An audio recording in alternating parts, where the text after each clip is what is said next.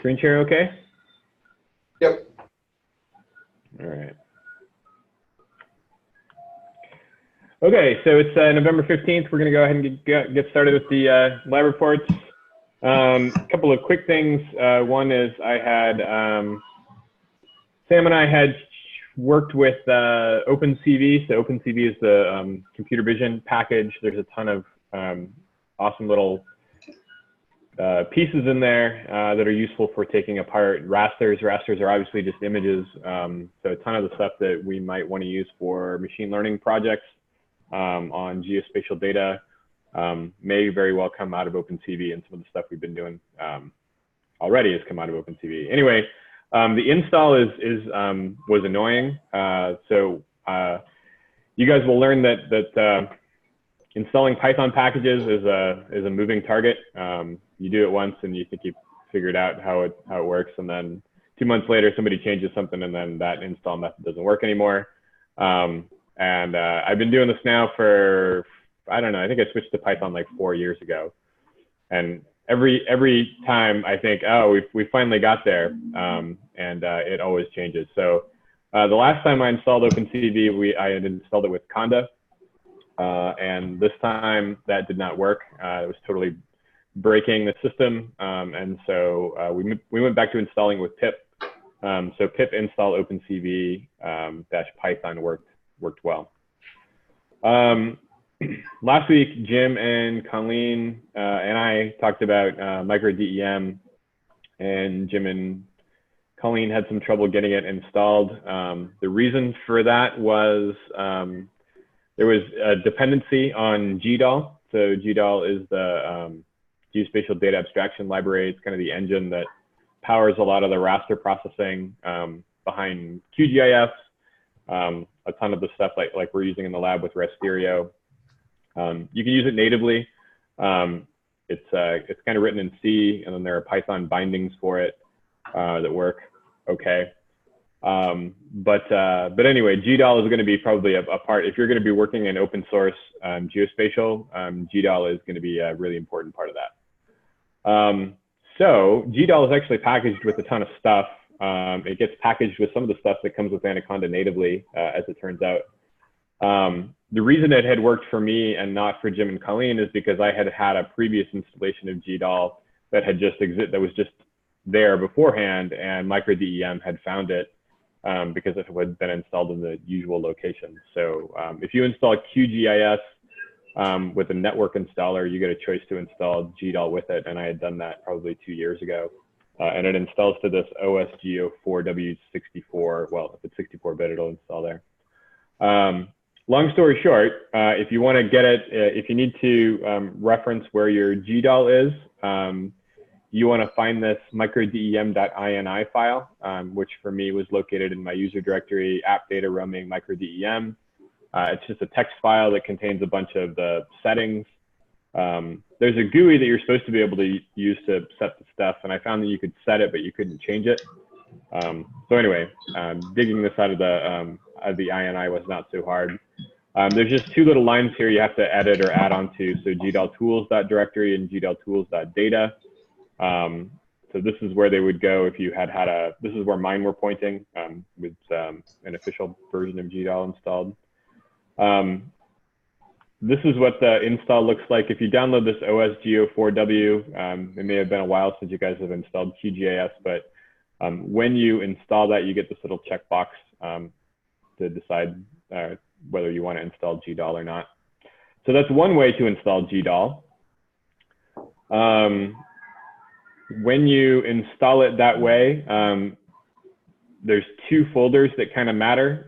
So these are the tools directory and the tools data directory, kind of poorly named, but the tools directory actually points to this bin, or the binary directory, which contains all of this stuff, including a bunch of GDAL executables. The GDAL tools data directory is this one, which when you install it this way is in this shared GDAL directory. It's got a bunch of these CSV files and well-known text files. These are sort of supporting files that help with things like coordinate transformations and projections. So these are kind of the two key directories that you need for a GDAL installation. If you've already got it installed, that's great. But GDAL you don't want a bunch of conflicting versions of GDAL running around on your system.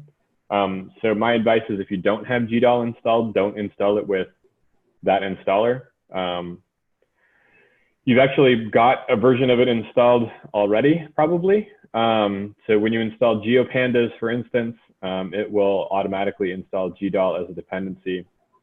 And those files live in your Anaconda packages. There's a couple of different places you can look for these. I pointed these to a libgdal directory, but as I'll show you, there's actually probably a better one. But all of these files essentially already get installed into your Anaconda directory, and all you need to do is point microdem to that, or use them to do other things. There's a ton of neat little executables in here. It's a really powerful package.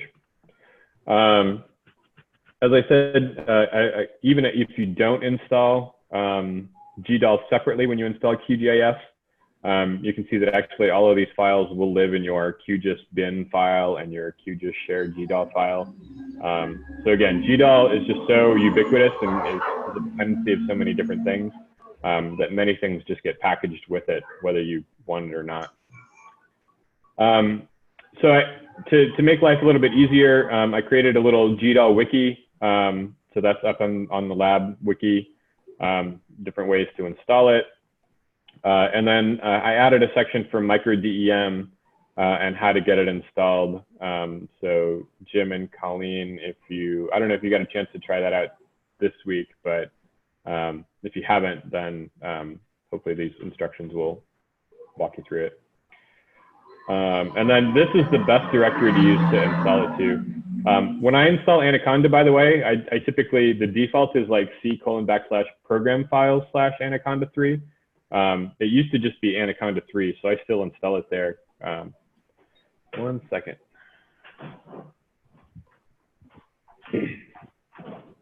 Hi, dogs. My dog wanted to attend the lab meeting. All right, so use those directories. I think you'll be in pretty good shape. All right, so research-wise, one of the things that Jack and I have been talking about has been this coastal DEM project by Culp and Strauss. So he presented on that the last couple of weeks. This is kind of a key piece here because it's correcting for biases in the SRTM project that come out of how that instrument works.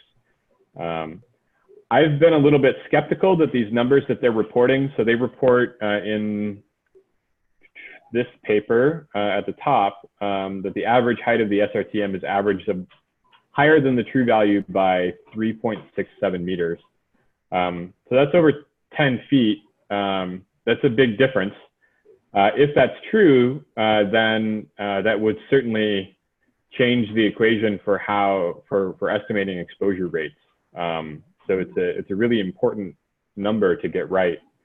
I've been a little skeptical that that's the right number because I had reviewed work as part of something else that I'd done and actually replicated that work myself to find a bias in the vertical direction of about 0.73 meters. So it is true that the SRTM is biased positive, but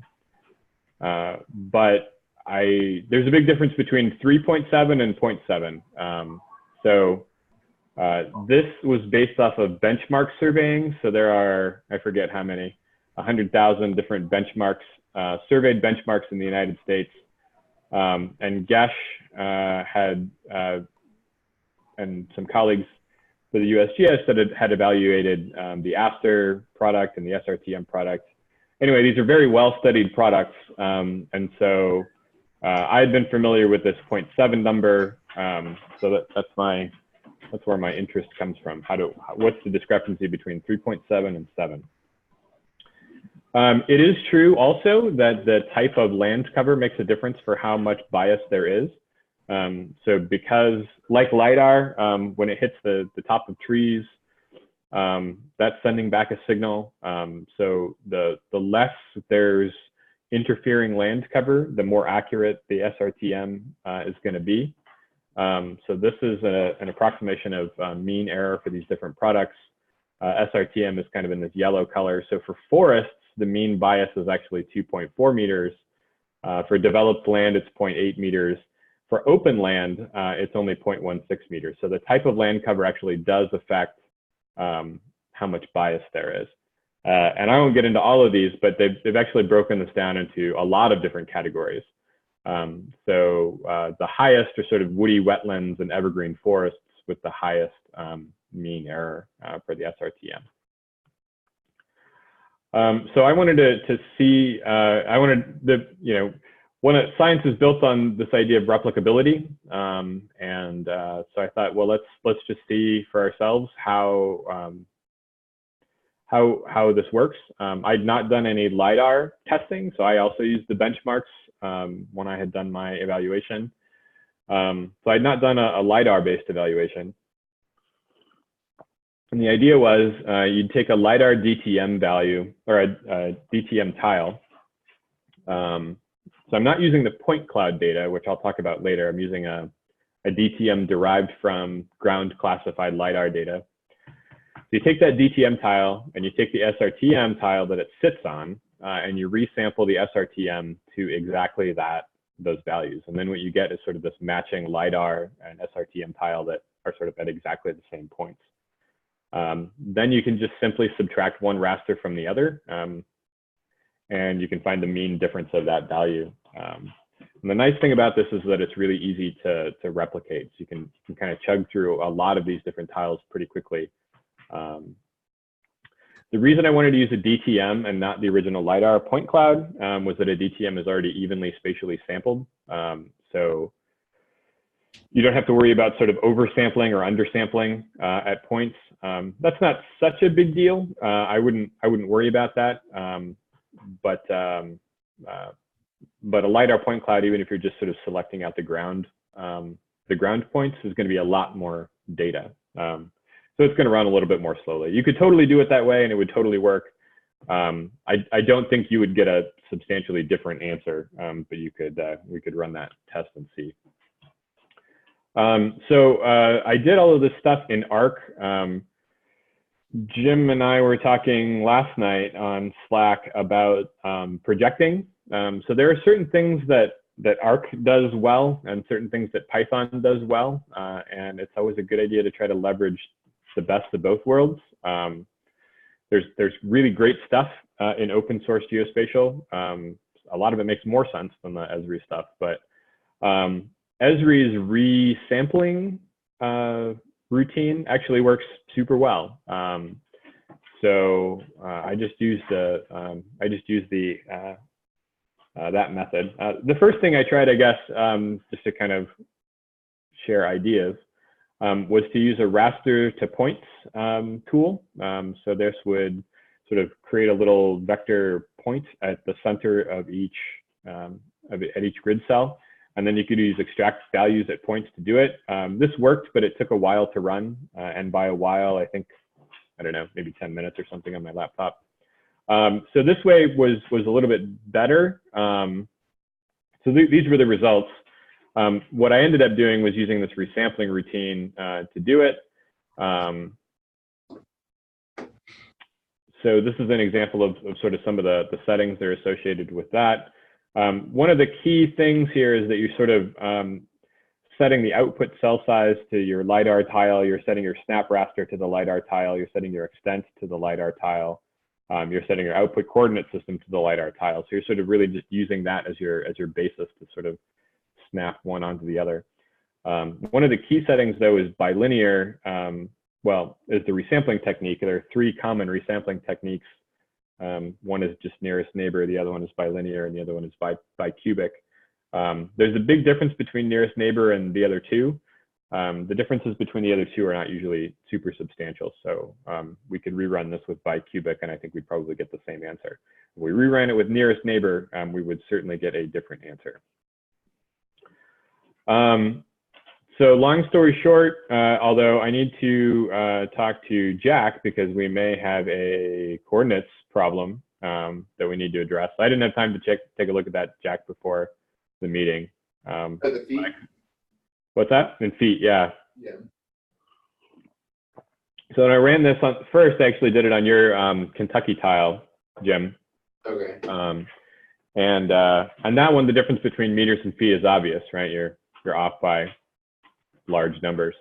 At the coast, you are not. And so if one of these was in feet and one of these was in meters, then this answer will be wrong. So we'll have to go back and double check that.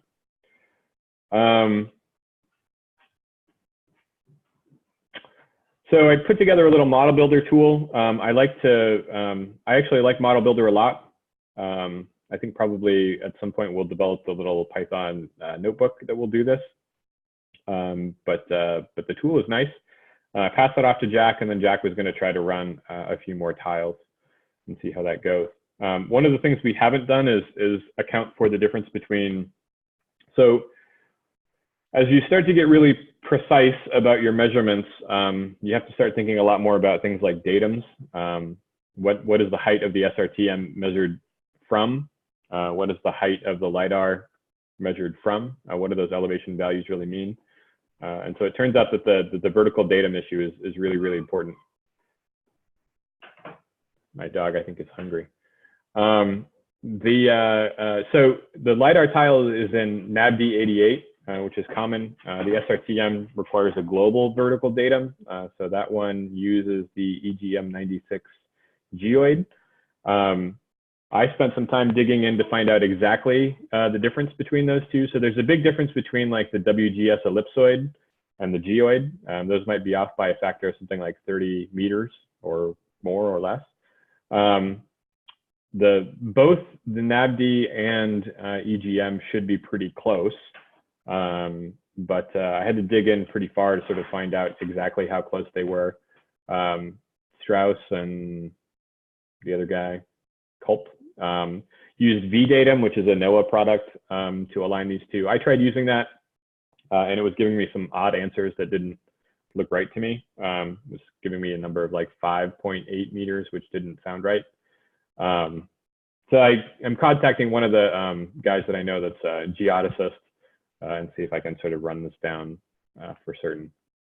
The last thing that I worked on was just a couple of days ago, was a little bit of work on in-painting. So a couple of weeks ago, I had run across a in-painting routine that was in ND image that I had not seen. In-painting is the process of filling holes in a raster. Holes in rasters come in for all kinds of different reasons. LiDAR data, the data that we work with in particular, is really prone to this. It can happen in gaps of acquisition from like a LiDAR instrument. It can happen when you remove buildings from a DTM or a DSM. It can happen if you try to create a raster that's too fine for your LiDAR resolution. So it's pretty common to have missing grid cells in a LiDAR or point cloud derived raster. And so you have to fill those with something. I had made a routine years ago in Smurf that there's a former Kodak image engineer that had designed a really good in-painting routine. And so I had used that for the original version of Smurf.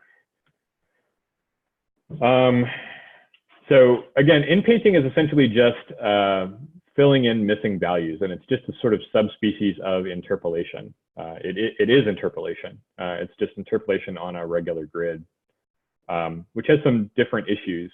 One of them being that it usually contains a lot more data. So if you're doing interpolation in ARC with vector data, you're almost certainly not going to be running it on more than 1 million points.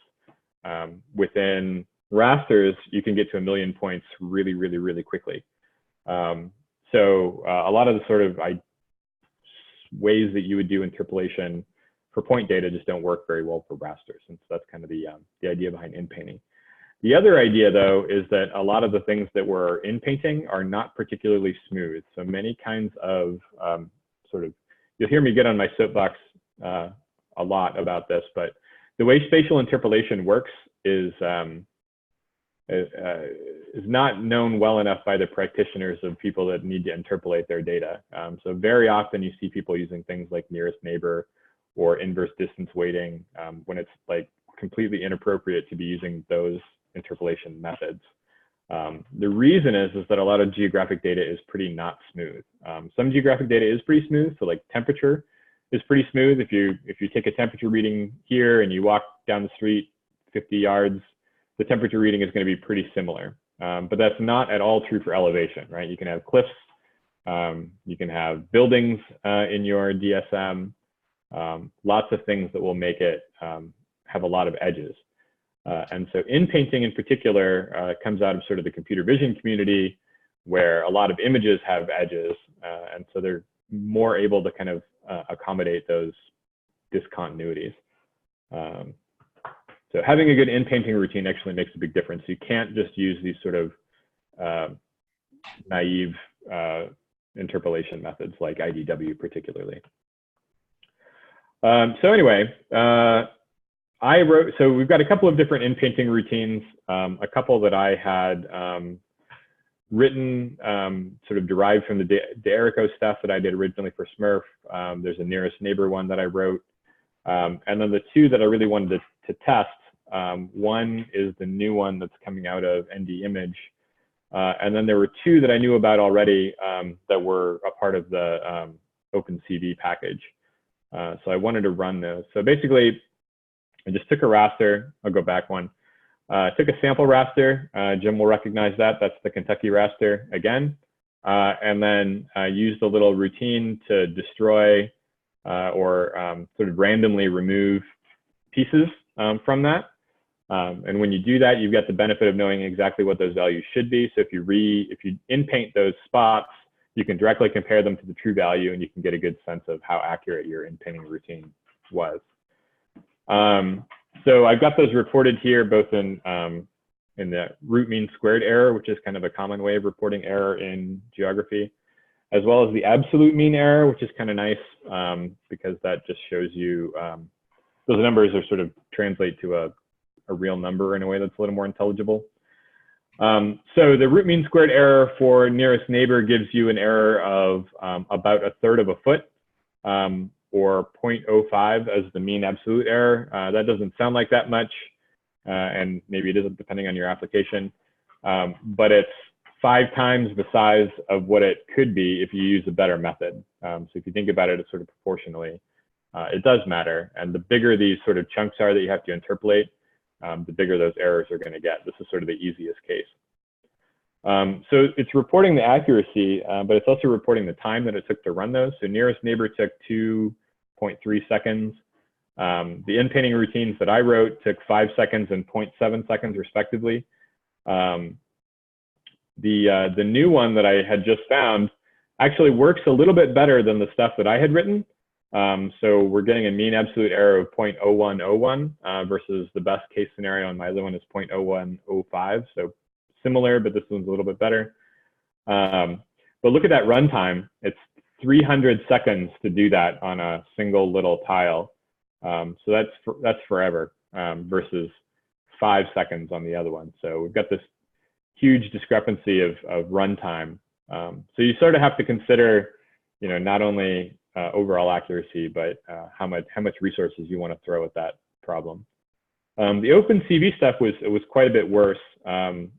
So one of these OpenCV methods took 30 seconds and produced an error that was really not much better than the nearest neighbor. Worse, actually. The other one actually works better. This one is based on the Navier-Stokes equations. That one produces an absolute mean error of only 0.026, so still worse than mine. It runs pretty fast, but I don't think you'd ever trade that time. So mine's 0.7 seconds and produces an error of 0.01 versus 0.5 seconds and an error of 0.026. So neither of the OpenCV packages were actually very good, which is kind of sad. But the biharmonic inpainting actually worked pretty okay. I'm still not totally satisfied that these are great ways to do it. I think that there's plenty of work to be done. And in particular, I found this directional cubic convolation, which is used for image resampling, that I think could be the basis of a better in-painting routine. Interpolation, again, is sort of fundamental to a lot of the work that we do. And so the better we can get the stuff, whether improving run times or improving accuracy, it's going to make a big difference. There's some ways to sort of auto-tune the parameters. I think that there's some ways that maybe will work. You could sort of apply different methods for different sized holes, would probably work pretty well. And then there are 3 kinds of sort of off-the-shelf in painting. Just recently, ARC released an elevation void fill tool as part of its LiDAR tool set. So I need to check that out. Sci-Fi has this least squares bivariate spline interpolation. One of the problems with Sci-Fi's interpolation is it couldn't handle a lot of points, and so it wasn't working very well on rasters, even small chunks. And then GDAL has a fill no data routine as well. So I need to kind of put all those off-the-shelf things to the test and see how well they do with the same thing that I was using in Python. All right, that's it. That's kind of a big run through. Any questions on any of that? What was that? Questions? I'm good. I'm good. Yeah, I guess I'll go next because I have stuff. I'm going to talk a little about the SRTM stuff too. So cool.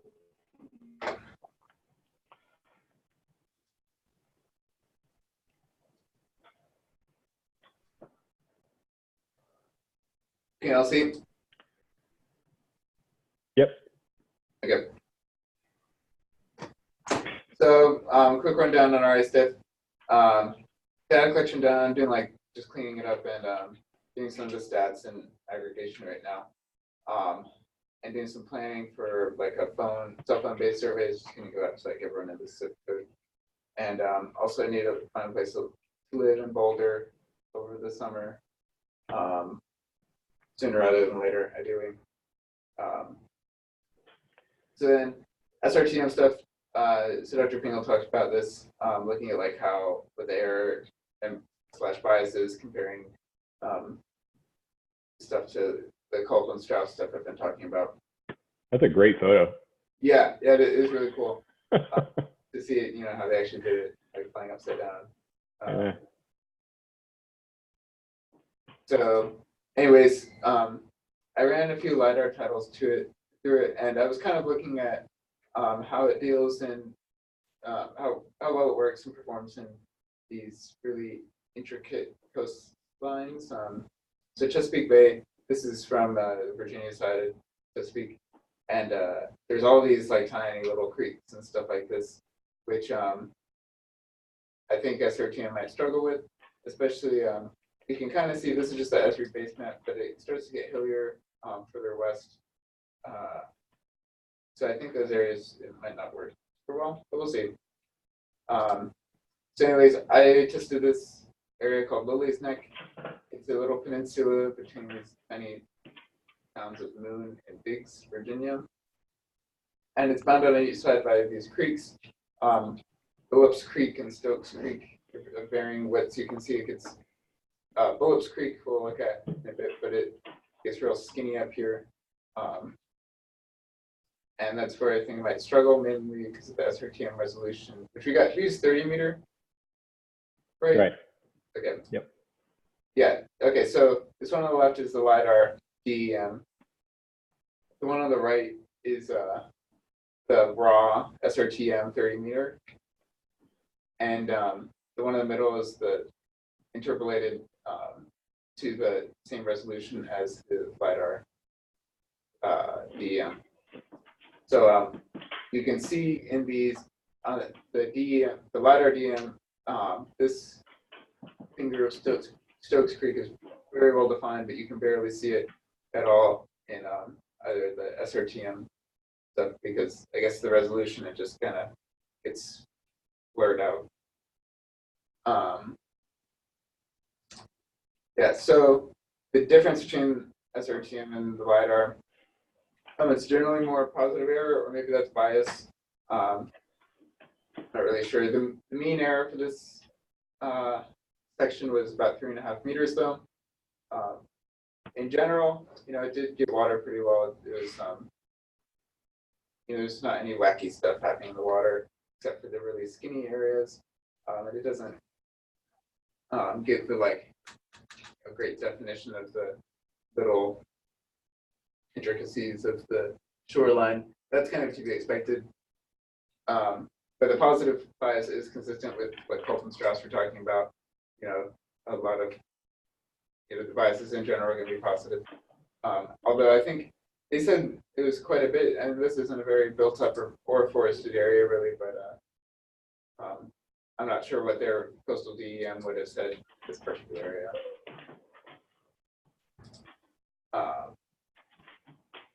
The next step I'd like to do is try it over some larger areas and also some of the specific areas like Charleston and Brisbane, Australia. They did just to see how, because those were the only two areas that they really talked about how it worked in any detail. So it'd be good to try those spots, and also a variety of types of coastal areas like rocky coastlines and fjords, big cities, cliffs, stuff like that. See how it performs. So other stuff, I did some reading. I think I probably have most of the sources I'll need for my lit review already though. I do need to include some more stuff on LiDAR and have a list of some things I want to read. Yeah, I worked on the lit review presentation. That's going to be due soon, so gotta get that finished up. Also read a little bit about the NAV D88 and EGM96. There's a really nasty, huge NASA document about it that's very detailed and really confusing. Didn't get much out of it, but that's how it is sometimes. Yeah. So goals for I guess the next 2 weeks since it's break, just need to do lit review stuff, practice my presentation. Need to do some Pixwordy stuff because I got to do that final project for Shao. I'm planning on playing with that. I'm just promoting in over the break a little bit. Yeah, so final project stuff, presentation, and then enjoy Thanksgiving break too. Yeah, sounds good. Can you go back to your, let's go back. Yeah, any one of those, the middle ones, 5 is fine, or 6. So actually, let's do 6. So one of the things that occurs to me as we go through this is, so a little bit on the SRTM, something that I didn't really think about a lot when I first started working with elevation data and LiDAR data in detail. The SRTM 30-meter tiles, or 30-meter pixels, what do they represent? So with a raster, there's generally 2 different variants. They can either represent the value at the exact center of the cell, or they can represent the average value for the whole cell. And those are 2 very different numbers, right? So with the LiDAR data, you can pretty clearly imagine that there's a bunch of elevation values within that 30-meter pixel, right? At a 1-meter resolution, there's 900 of them. So you kind of have to keep that in mind, that what you're really dealing with is this average value. When I'm looking at this, one of the things that occurred to me, Jack, is I don't know exactly how SRTM is handling the coast. So clearly, what happens when there's overlap between it catches just a little bit of the beach and the rest of it is the ocean, right? Yeah. Is it possible that there's any masking that's happening, right? So at some point, they probably would mask out the coast. There's a second product that comes with the SRTM that indicates what the sort of land versus water masking is. And it would probably be a good idea to take a good look and sort of see how that masking works compared to the LiDAR data, and sort of see if there are any places that are masked off of the land area that are sort of present on the LiDAR data. That could potentially bias the results as well. So just a random thought, but we should probably look at sort of the high resolution vector coastline, the masking data that comes with SRTM, just to sort of see exactly what's going on those edge pixels. Yep. Cool. All right. Thanks, Jack.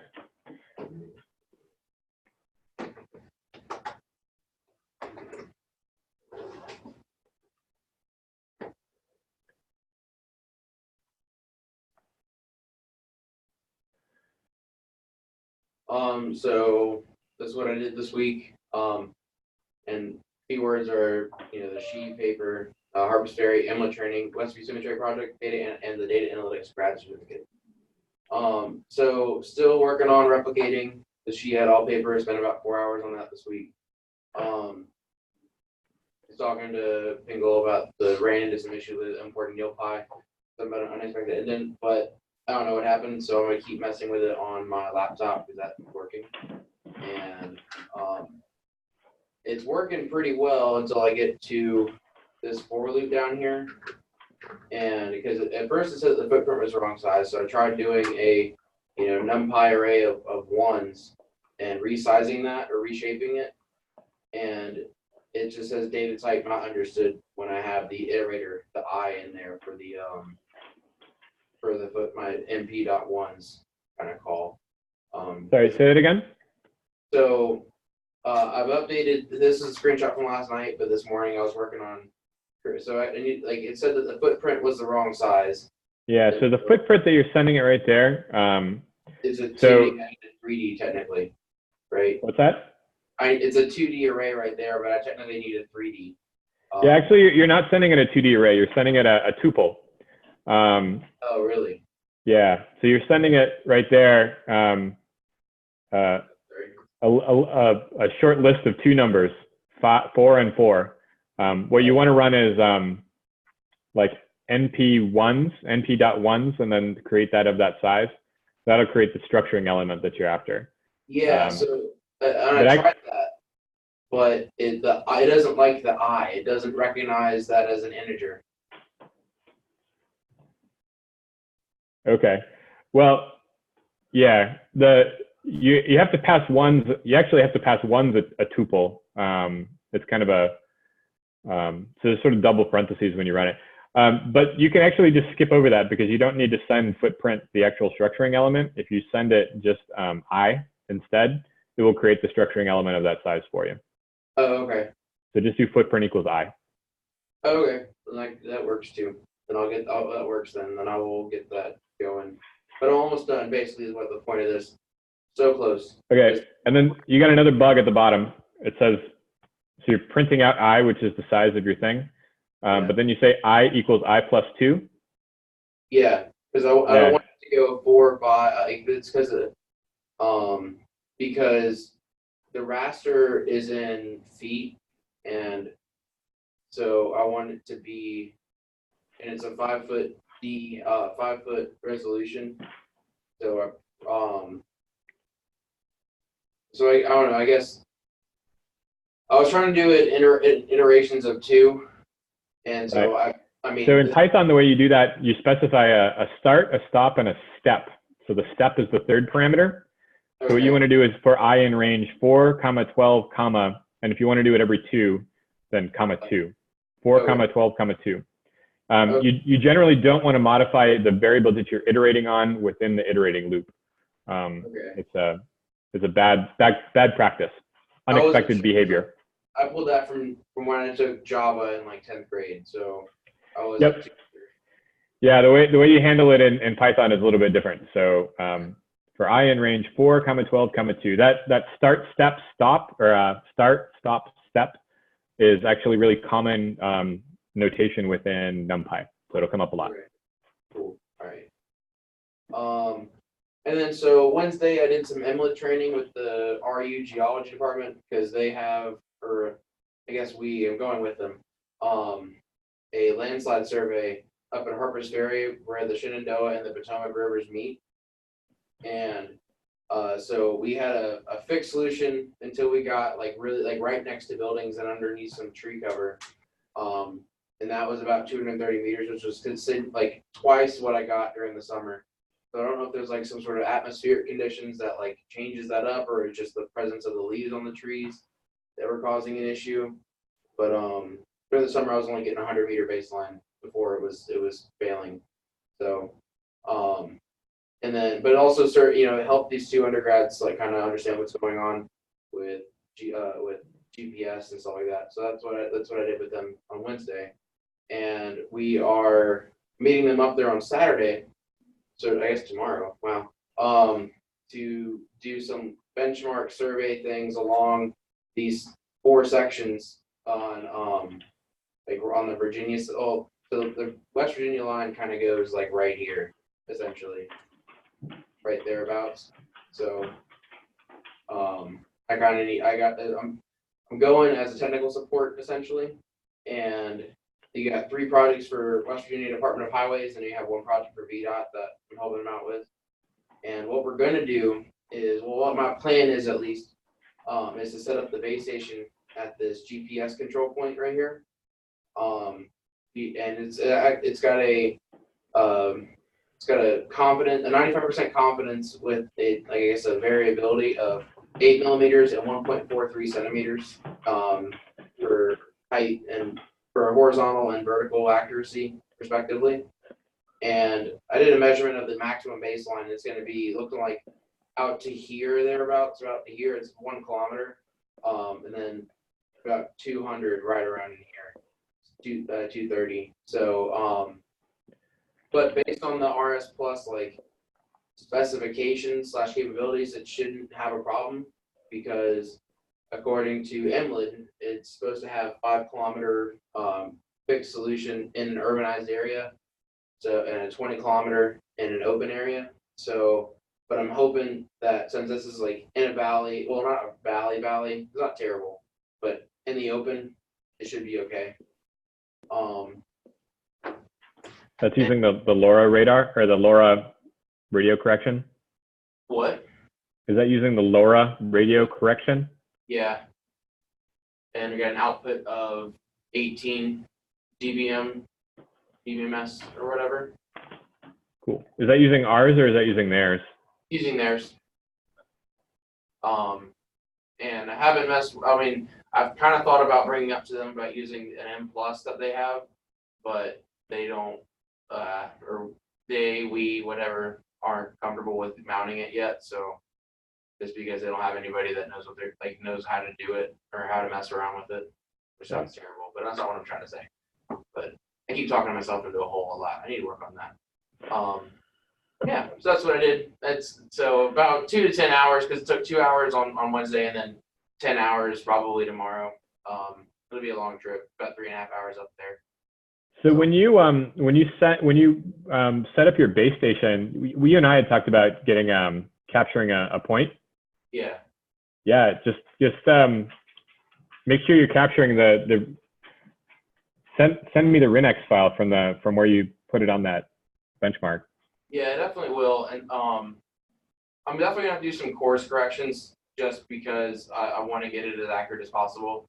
It's not something that RU is too concerned with, but I want to generate the best product as possible, and it helps educate the undergrads that they'll be going up there on how to do this properly. So, and then Westview Cemetery, kind of update on that project. So, we've got all the investigators on board that were on there originally last year, so hopefully, well, it's going well, I guess, as far as it could go. And looking at the amount of workload, it's probably going to be 1 or 2 undergraduate researchers to kind of in both anthropology and geology, or maybe 1 in here in geography if we want to. If you had anybody that you knew that would be interested in this kind of stuff, maybe if they get them to help process some data. And then develop a list of UAS operations using the 3DR Solo, Mavic 2, and the M600 hexacopter. And gonna collect, color infrared, near infrared, SAVI, NDVI, greenness index that's been mentioned in the Mazzal et al. Paper from, I want to say 2017 that I've been looking into. And then LiDAR and photogrammetry to get a good roundabout kind of edge. And the color infrared and like these, mainly these 3, the CIR, SAVI, and the NDVI are mainly to see what happens. Like, is there any noticeable change in the ground and like soil moisture and everything like that? If, because of bodies and burials. So that's just kind of like personal interest, but it could actually kind of make or break the project, I feel like, at the same time. And the timeline that we kind of all agreed on was like, we were going to, where'd it go? Oh yeah, all right. Imagery to be collected in winter and early spring, and then analysis carried out during the spring and summer. And we'll get the main, like us as a group. So I'm not gonna write this one myself because that would suck. Gonna try and get the manuscript finished by late fall and submitted to probably gonna be an anthropology journal, but it could also go into a remote sensing journal. Not too sure on that. It's gonna be something that we have to talk about. But I included this picture just because I thought it was interesting. This gentleman, he died. So his unit, 36th Armored Infantry of the 3rd Armored Division, was involved in the Battle of the Bulge, and actually the relief of the 101st Airborne, even though they probably wouldn't agree with that rendition of it. But he actually died just a couple months after that, after those events. So just kind of thought it was interesting that that somebody from Radford, Virginia, was involved in that kind of endeavor. So, and then data analytics certificate. Don't have a cool picture for this one. But it's a graduate certificate through the CS, the Computer Science Department, Electrical Engineering Department, and Statistics Departments. And you need 12 credit hours, and with like at least one class in each of the departments. Cool. And so at the end of next semester, I'll have 9 of the 12 hours done. So I just need like another one class or two to get the certificate. So I was kind of like, doesn't seem too hard to, I guess, make that extra effort. So, and it'd be pretty cool because one of the guys that I sit next to in a data analytics class now, he's in the mining engineering department. He's a PhD student, and he said that like at least with them, the next person they hire is going to have like experience with data analytics. And so I guess academia and the industry is moving towards this data analytics kind of aspect. So I think this would one make me more desirable as an applicant to anywhere, but also I like the class. Like the class is interesting. So Cool. And then to do, I'm gonna eat some good food, revise my lit review because I keep putting that off. Revise my lit review presentation, keep putting that off. Well, I presented that on Tuesday, so I guess I'm not too bad in that. But going to Harpers Ferry, and I got to develop a survey to pass on to GSA delegates about food insecurity among the departments to kind of figure out how we're going to move forward with that. Because I met with Hokie Wellness on Monday, and we just kind of needed to decide where are we going to focus our efforts. And then lower priority is the EMLID benchmark test. I might sit there and, if it's okay with you, take the EMLID home to my parents' house and find a benchmark in Chesterfield, Virginia. Well, I guess what I'm suggesting is if you've already got an EMLID that you're going to be using for the Harpers Ferry project, and it's going to be sitting over one of those benchmarks. So the GPS benchmark is okay? Sure. Okay. All right, then I'll use that. And then another lower priority object is have a good break. So yeah, have a good break. Yeah. Break. Yeah, exactly. So that's kind of everything that I got going on. But I'll make some edits to my Python script so it'll work better. But yeah. Cool. All right, excellent. Downloaded yours? I don't think I opened it. Yeah, it's down there. In the bottom of the Chrome tab. Oh, There it is. Yeah. all right. So this week was a pretty productive week. I got some research and some lit review stuff done. Got Anaconda installed and all that stuff and making sure it's all good. Dr. Pingle helped me with the least cost path analysis in Python, and I finally finished running the one in ArcGIS Pro through the course thing that Sam showed me. So this is just installing Anaconda. This was the first attempt for Dr. Pingle walks me through what each step did in the notebook, which is really helpful. And so this was the first attempt of the least cost path analysis, and like trying to get it to match up this one. And it got kind of close, but not quite. So I played around. These ones actually had a different start point and end point. Yeah, I noticed that. Yeah. which is what I realized as I was playing around with it. But I got it pretty close. Oh yeah, there you go. There's the hook at the top there, like kind of like that one. I got really excited because it's pretty close. It took some playing around with it, but I'm happy with the result. How long did it take it to run? Like that Not section long of at block? all. Wow, that's Well, cool. this is just like an image that's always there. This took like a couple seconds. Okay. It was just trying to figure out where to start it and where to end it. And then I also did the one in ArcGIS Pro. Great. It said there were two things, like two routes, like in here, but no matter how many times I changed the color of, I think one, I could never find it. But there's one that's right here, so Okay. I'll take Very that. good. Where was this located? This one was in, I think it was in California. Okay. So you should be able to use, sorry, I don't want to interrupt. Are there more slides? Just goals for next week. Okay, let me comment real quick. So your raster for the Rademacher one is you've got that because that came with the least cost path Python thing. And then the coordinates of the start and end point are actually right there on 31. So you've got the longitude and latitude of the start and end points. And then the other thing that you'll need to do is take basically calculate a slope raster from the DEM and then run the formula using raster calculator. And you should be able to replicate Rademacher's work in ARC. All right. So that can be a goal for the future. That- This is really exciting. Congrats on getting the least cost path run in ARC. That's great. Thanks.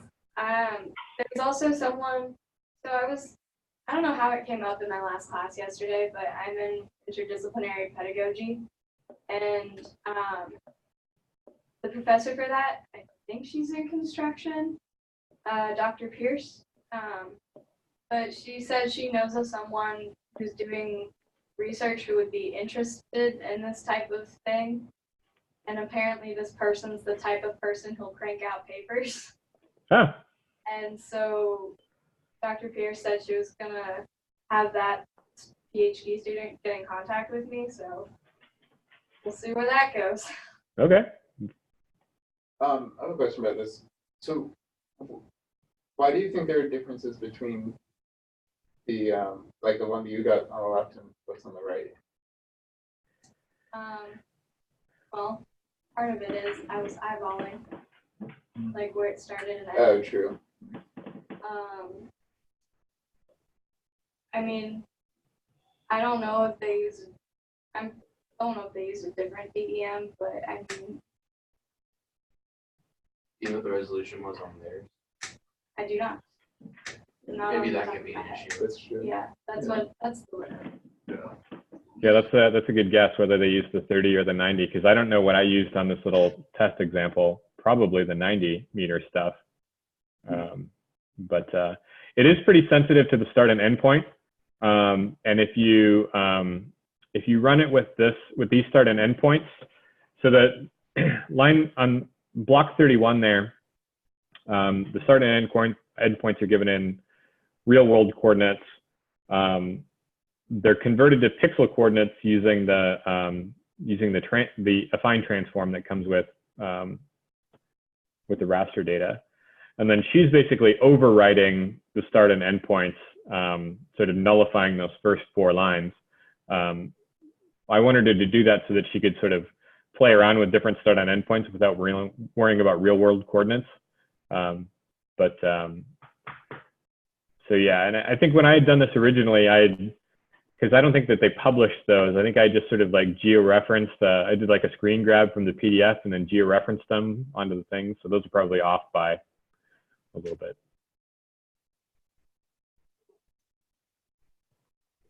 Cool. And then goals for next week, literature review, presentation and document. Our presentations are Tuesday, Third. the 3rd. Yeah. So right when we came back, catch up on homework and grading. In the notes section of this slide, I may have been working at this at like 1 in the morning, so I may have gone a little crazy and started writing out a parody of Jingle Bells. Or no, not that. Tis Deck the Halls. Parody of Deck the Halls. This is the season. Tis the season indeed. Maybe try out micro DEM and then get home and eat lots of good food for Thanksgiving. That's it. Cool. See what this right here. Yeah, trying out the least cost path on micro DEM, I think is a good goal. And trying Rademacher's, basically using the data that we've got from the Python run in Esri to sort of see how Esri goes through that. But obviously not for next week because that's break. All right, I'll get started. This week was a lot of being a code monkey, messing around with code all week, which was fun. Because I felt like I haven't been doing that too much lately. There's some things I needed, some loose ends that we kind of, Dr. Pringle were working on, and then I didn't do too much research, like reading papers that I need to do and like review stuff. So mostly code this week. So with NeoPy, I finished the fork of, it's like I made a branch of Pingle's code where I cleaned up the system specific files that you don't need in a package. So the .get ignore file is a list of files that you don't need. So like IPython checkpoints, like when you have a notebook, those don't need to be in your repository. Those are just for your system when you're running it. I was trying to play around with how to get it to work on GitHub desktop, but it was like no one really had a good answer, and the hard answer was that I had to install Git. So I put in here how I did it because I thought it was pretty useful for future projects. So you download Git, which was kind of a pain on Windows, but it's pretty easy on Linux. And then you run, you clone that repository or attach it. I forgot how I did that. I maybe should put that in there, but you do git remove -r, which is, I think, recursive, and then cached. So you're dumping the files that it remembers, and then you're adding the repository back. So git add and then dot being your root directory, which sounded weird, but it worked out pretty nicely. So just kind of, I forgot how it represented in the Git file, like when I was committing it. But it just shows that you removed files, I think, in general, like the technical message in Git. And then you just write your commit message, and it was all good. So I thought that was pretty useful. I was going to merge into Dr. Pingle's main branch, like do a pull request, but we're having some installation problems, or I was. So I didn't, like, we're not going to merge it till we can kind of squander those installation problems. And then it'll be good to go. And then also did another branch init testing. So I was messing around with the init.py file. And this is just more from kind of like learning about packages and stuff like that. So I kind of got like a little better understanding of just kind of exploring the repository of how a package is called, like, and what files are being called. And one of the things I noticed was neopy.filters like curvature calculation wasn't working. The filters it couldn't find, and I saw that in one of the Python scripts you need to create a class to call the subsequent functions. Because like when you just load it up without a class, it loads up everything. So in order to call filters, you have to create a filter class, which was interesting. I was just kind of messing around. I don't know if we'll merge any of the changes in, but just kind of by exploring, I learned a little bit more about packages, which is pretty useful. Yeah, packages are sort of one of those things that I had to cobble together enough to get it to work when I built NeoPy, and then the neopy.filters.curvature actually used to work. So at some point, at some point, something about the way packages work changed. So yeah. Yeah, no, it gets messy quick, but I'm learning through osmosis. Yeah, hopefully Yeah, that class thing fixes it. That would be nice. Yeah, I started looking into the Conda installation. I think I'll put that off for a later date. It gets pretty complicated quick. I feel like I should probably focus on like the basic package stuff and then work up to Conda builds. And then this is just kind of the layout of where I forked Tingle's repository, and then I made some changes to merge into my master branch. And you came out with a new version the other day, so I haven't merged that new version to my branches stuff behind. And then there's my master, and then I have init testing and cleanup. It's interesting looking at it. Then I spent a lot of time messing around with circular standard deviation. So I didn't write like a ton of code, but it was one of those things where I just kept messing around with it and just doing like a ton of iterations.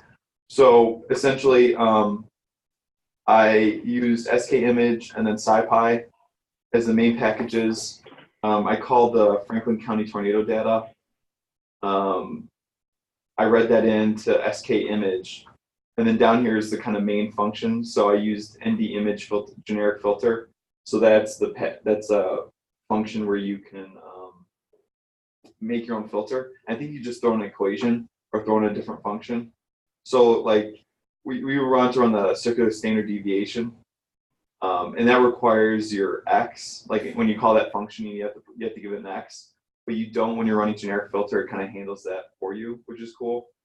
So you give it the image, and then you give the function you want, and then you tell it. I think I've always forget how this works. I think it's like args, right?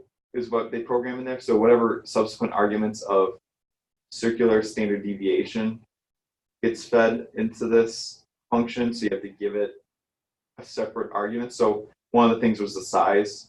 So in this instance, I gave it size 1. So size actually doesn't get piped into circular standard deviation. Okay. That is part of how the neighborhood is defined for generic filter.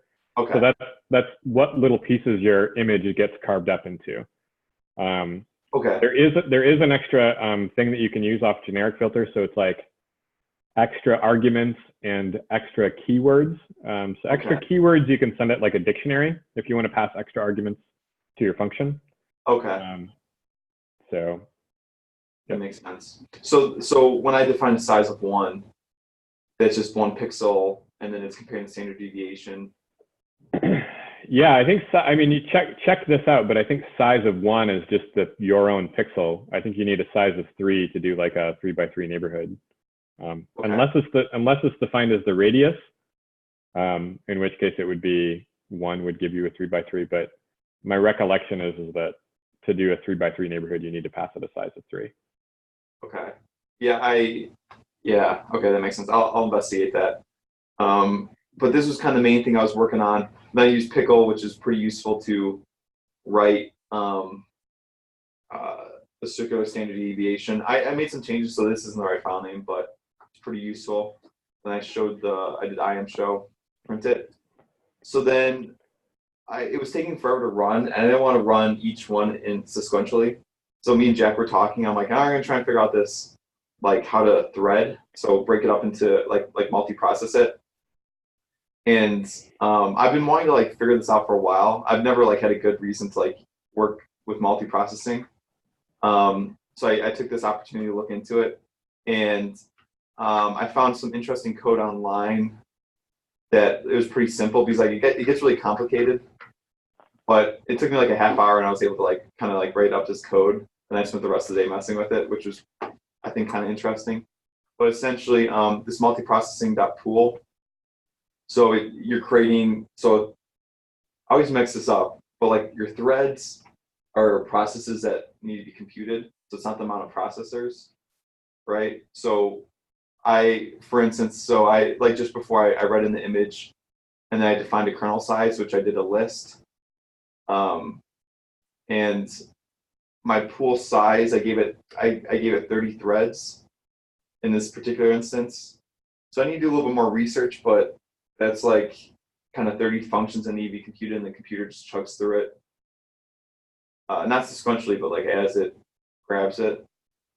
So if there's not a lot going on, or it's not intensive, it'll grab more of those threads. Correct? I'm not sure that reading on the pool size is correct. It's been a while since I've run this, but that doesn't sound right to me. Okay. Yeah, I'll look into it. This is like the stuff that gets complicated. Yeah, I've got some old code that I ran. I was chugging through a bunch of file conversions. There's like an old radar format. Did you know Alex Haberly? Yes. All right, so Alex and I worked on something where he had this weird like radar data, weather data that was like in a goofy format. So we needed to convert like these thousands of files. So we set up multiprocessing on that to do it. So I can look at my old code there. A couple of quick comments as we go through. So when you set your kernel size, Yeah. if it turns out that you do need to start with like a 3x3, then your range will be 3 to 30. And then the other thing is that start, stop, step matters here too, because you probably don't want to run it on every one. You probably want to run it on every 2 at least, right? Because you want to run only the odd values. And you could probably jump more than that, right? Like if you jumped every 5, that would probably be. Yeah. This is just kind of like one iteration of it where I left it off. I did like 1, 5, or like 3, 5, 9, and then I went up to like 800 and like 10 different breaks. I ran those, and like the really large kernel sizes were taking forever to run. So I kind of focused on the lower end just to see how I can mess around with it. Yeah, the 30 is fine, and that's right to carve it off. It just, you almost never want to inspect every single one. You want to have like sections. Check with the kernel size of 5 and 10 and 15 instead of 5 and 6 and 7 and 8. Yeah. The other comment that I have for you is Pickle is good, but especially when you're writing out image data, I would probably encourage you to write it out as an image. So you can actually write out TIFF file is a good little and then you can just do TIFF file.imsave and then save your image data that way. I would suggest only using Pickle if you don't have a clearly defined object. But if you do, and if there's a sort of a receptacle that will store that natively, then I would use that. Okay. Yeah. Then you can use that for other things, right? You could open it up in Arc if you wanted to. It's more portable. I agree. I'll do some investigating. I think skimage doesn't take kindly to like geographic data. I think it's just reading it as an image, so it might strip away that data. So I'd have to look into that a little bit more. And on that note, I'm writing a little thing in NeilPy. So probably what you want to use is Rasterio to load the stuff, but Rasterio's image reading is annoying. You've got to use this like with statement to load it. So I'm actually adding a little helper function in NeilPy so that you can just do neilpy.imread and then it'll handle it in the background. Yeah, that sounds good. It's just too annoying to have to use that with statement all the time. Yeah, especially with the pickle dump, it's a little weird. So the worker function just does the standard deviation, runs the circular standard deviation like I did before. I dump it with pickle and I close to show that like that process was closing. And then down here is where it starts the workers. So that kernel size, that range I did, it would do a for loop, and it calls this function pool.apply async. So I define 30 size pool for this, and then I'm apply async. I was trying to read what the difference between that and map sync was.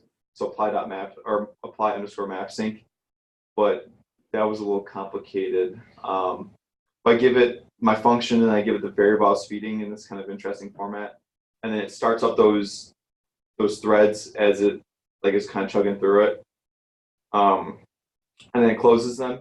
But what I noticed was it wasn't releasing the RAM until I was done with all the threads.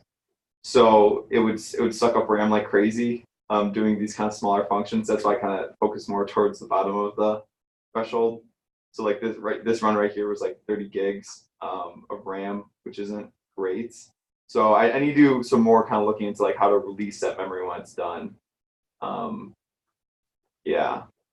Yeah, I think probably part of I think if you set your threads down a little bit, Yeah. that will help that problem a little bit. But yeah, you're right. You've got a separate problem. Remind me if I forget to send you a link to the asynchronous, the multi-threaded example that I've got, and you can see Okay. if there's anything in there that'll help you. Scouring around the documentation online, I'm sure you'd figure it out. But Yeah. if I can save you 20 minutes of digging, Yeah. I I can agree. do that. Yeah.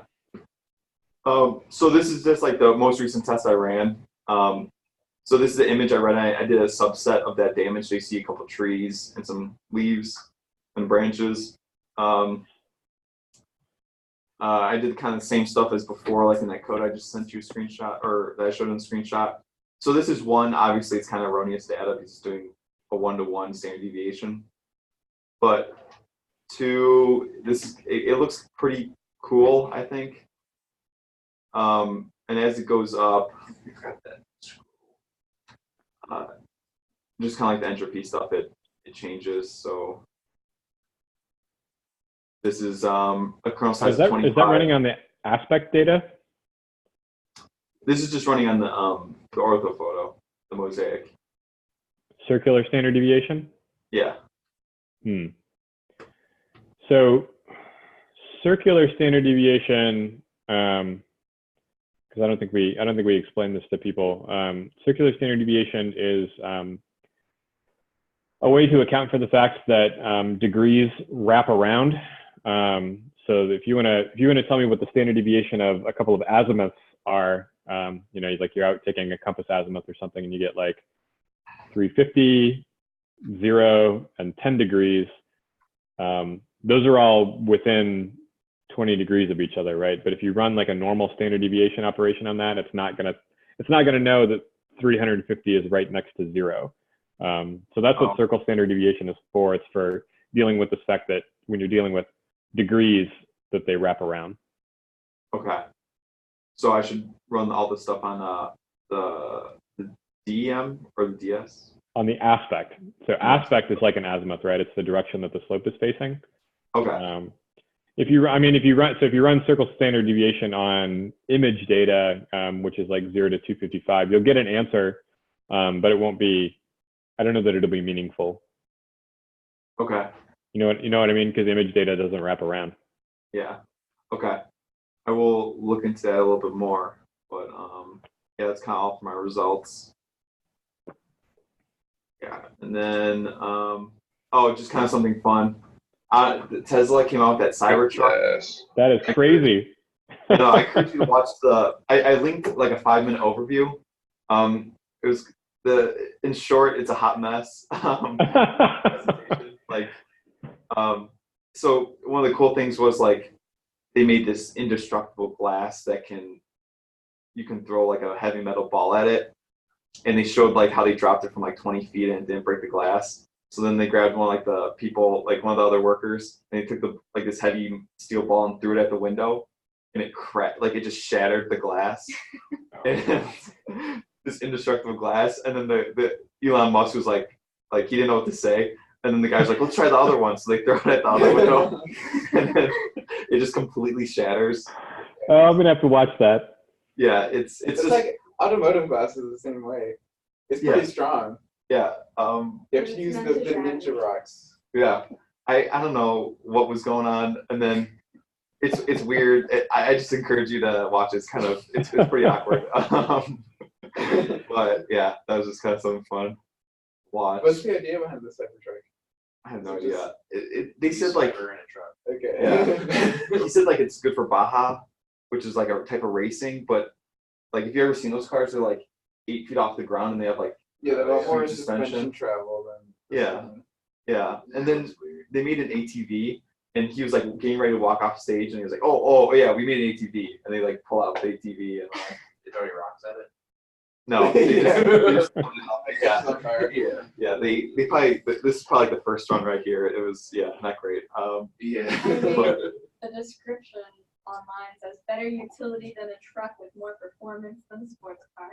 yeah, I don't Makes know. no sense. I couldn't even tell you. So goals for next week. Yeah, my highest goal is turkey, and then the remaining ones are read more papers, lit review, presentation editing. And then Ping will send me some stuff on Numba, which is like a GPU kind of, I don't know. I'll look into it, but I'll report back. So using the GPU to do parallel processing. So when we run things like the Yeah. generic filter, it's all GPU based instead of CPU based. So it should be super fast. Yeah, so that'd be kind of cool to see. And that's kind of my goals for next week, is just kind of more focusing on the lit review stuff. And that's all I got. Very good. Awesome. Thanks, Sam. No problem. Okay. Can I share my screen or?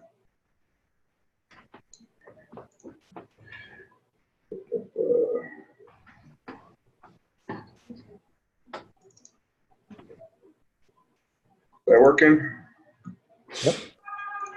Nice. Oh, starting at the end. Dang, that's no fun. All right, cool. Yeah, this week was kind of a, what's the word, housekeeping week, in regards to getting stuff done and setting up meetings and emailing. So in regards to that, committee meeting is set and in effect, sending out emails and stuff to all the people for accepting it and have Zoom links and all that. So this is how I imagine it might go. The whole thing going on there, but we'll have a effective meeting, I feel. And then, yeah, so I've started slides for the, I guess, the final thesis or project, whatever you want to call it, presentation, which I'm trying to decide whether or not I want to use slides or PowerPoint, because slides you can embed stuff, and the nature of my project, it would be nice to have embedded work and HTML, iframes, and all that kind of stuff. And then as far as classwork, some machine learning based R program that we're working on as a final project. Potentially looking at like object detection type stuff, whether that's like coastal like ships, like container ships, like being able to detect them off the coast or things like that, in imagery. We'll see about that. Then this GIT grad certificate submission, which if you guys haven't looked at it, I think it's basically in tandem with every class that we have due, but you have to submit a request or paper for the certificate itself. So I don't know if it's not equivalent of a GISP certificate, but might as well do it and get it done, just to have it continued on. And then the class I took last semester, which was the immersive environments, our professor, along with the group that we were in, submitted a paper to IEEE VR in 2020 in Atlanta, which is taking place in March. So that's really cool that we have kind of a presentable and maybe publishable thing after that. Yeah, so that might be fun to go to. It's in March, so we'll see what happens with that. I need to follow up with the professor and the group on it. But yeah. You'll send out an email for the to confirm everybody for the meeting. Yeah, I sent it out this morning. Oh, okay. I haven't looked at the email yet. Yeah, it was just Google Calendar invite type thing, as well as like a link to the Zoom. So Thanks everybody, by the way, for providing comments to Hudson so quickly. That was yeah, that's awesome. for sure. Shout out to the homies. The real ones. You guys are real ones. Yep. So I guess to kind of keep it sweet, kind of the idea, or have a proof of concept, and I guess in a sense would be ideal for displaying the potentiality of the project So I used JS Fiddle, which is text editor, code editing software specifically for JavaScript, HTML, which you can see the results directly in your browser, which is good because it being JavaScript based, like to be able to immediately see what's going on in your code and how it affects your scene is important. But what I did was kind of using A-Frame, create a JavaScript event listeners for any sort of event that is happening on the object itself. So if you were to click on it, in this case, it is gaze based, so where your kind of cursor is looking. In this instance, if the cursor is to leave the object, it would change the color. If it was to insert the object or hover over the object, it will change to another color. So just kind of these events that the JavaScript is looking for in the DOM. But I can pull up the example. So down here, in this little event, you guys see it? Mhm. So I could pull away, turns to color, pull there, another color. This concept is transferable to VR, but that would be quite hard to display for presentation. And then go here, leave, change its color. So being able to change the attributes of the underlying HTML that's being displayed.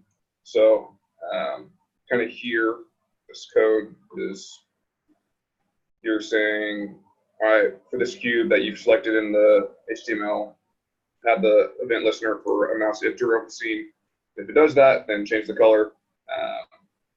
Obviously, the importance of changing the attributes of that would be attributes of intensity, classification, that and the other type deal.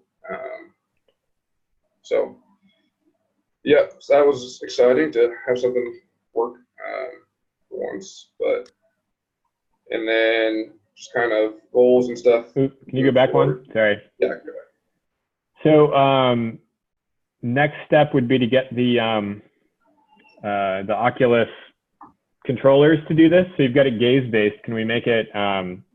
Right. So it'll work for the controllers. It's just kind of hard to present in that way. So It it's does like work for that? Yeah, it's like a flip of the like argument that you're passing it. So instead of passing it the cursor, you pass it the raycaster, which is the beam of light coming from the controller. So anytime that the raycaster intersects that object, it will perform the event, or on the event, it will perform the attribute change. Okay. Did you post this to your GitHub IO? Not yet. I can move it over to that way. Yeah, I wanna take a look and try it out. Yeah. So it's housed under JS Fiddle, and there's collaborative stuff like that, but I can push it over that way. Just to get, Sure, that's fine. Yeah. And then as far as ending it, next week I plan to eat until I can't anymore, and maybe watch some Friends, because that's the best show on the whole entire planet. And so continue the Unity-based system selection, so kind of replicate it in WebVR. I'll be able to do that as well in Unity, as well as hold the committee, or follow up the committee, I guess, if there's things that need to be done prior to the actual meeting on December 3rd. And then also apply to more jobs over the break. I heard back a couple days ago, and I have an interview today at 1 actually for it's called Life Scale Analytics, and it's in Raleigh. So let's see how that goes. That one's more remote sensing based, like machine learning for crop optimization and stuff like that. That's from what I've kind of garnered, and then continue to fiddle with JS Fiddle. So with your meeting, are you planning on doing a PowerPoint presentation for that? Yeah, I think so. I think just for Well, I imagine it's probably going to be remote system over Zoom, and I think presenting. The reason I kind of was distinguishing between the slides and PowerPoint is that there's another program that you can embed iframes into rather than having to go into a separate web page and show it that way. Or But you'll have a presentation of some kind. Right. Okay. Yeah. I would probably, I wouldn't make it too long. You know, the main Right. thing is just to kind of get hopefully everybody will have read the proposal. And so you're just sort of like setting the table for a conversation. I wouldn't make it more than 15 minutes tops. Yeah. I only allocated 30 minutes for the whole meeting. So- It'll probably go longer than that. The discussions tend to be a little bit longer. I would reserve the space for 2 hours. Okay. If it goes longer than an hour, I would be surprised. But you don't want to get kicked out of a room in the middle of a conversation. So my guess would be it'll probably take an hour. People like to talk about these things and sort of, you know, it goes longer than you think. Right. Yeah, and the whole thing with the presentation, I was just going to put like these kind of proof of concepts things, like really quick. Kind of, this is where the Yeah, I would, project is at you know, currently. in terms of the presentation, I would sort of, you know, basically follow the template of the proposal and use that as your basis. Okay. I don't think you're going to need more than 10 slides. I probably wouldn't get too much into the details of it, of like, you know, like this JS Fiddle example is good for us. I probably wouldn't show that at the meeting. Unless people ask, you know, like you could bring that up. Right. Sometimes it's nice to have sort of resources in queue, just in case like a question comes up, you can say, oh yeah, I can bring that up. slides. But yeah, and I would like to see that presentation a couple of days before in case there needs to be revisions. I don't like to be surprised at a proposal defense. It's not a formal defense, but Right. yeah. Okay. Alrighty. Cool. All right. Thanks, Hudson. All right. All right. Well, thanks everybody for the good meeting. I got 2 hours of sleep last night. So if we wanted to not do meetings today, we could do that. If you guys have things that you want to talk about, I can. Is that a yes? That is, we hope that you sleep well. Yeah. I mean, we met yesterday, so. Yeah, we did. I've been in pretty good communication with everybody. So if you guys have specific things you want to talk about, let me know. But otherwise, let's cancel those for today, and you guys can enjoy your break, and we'll see you guys back again the following week. I'll be around doing stuff over the Thanksgiving break. So if you guys do have questions or want to hit me up on Slack, I'll be around. But otherwise, take some well-earned time off, eat some turkey. Is Have a the nice plan time. to meet this Friday or? In a week? Yeah, next Definitely week. not. Okay. I wasn't sure. I wasn't sure what that meant. All right. Well, yeah, we'll see you guys the following week. But like I said, I'll be on Slack if you guys have questions. It sounds like, you know, you may be doing a little bit of work while you're on break, which is nice. But yeah, get some rest. All right. Take it easy, everybody. Yeah, see Bye. ya. Yep. Bye. Signing off from Florida.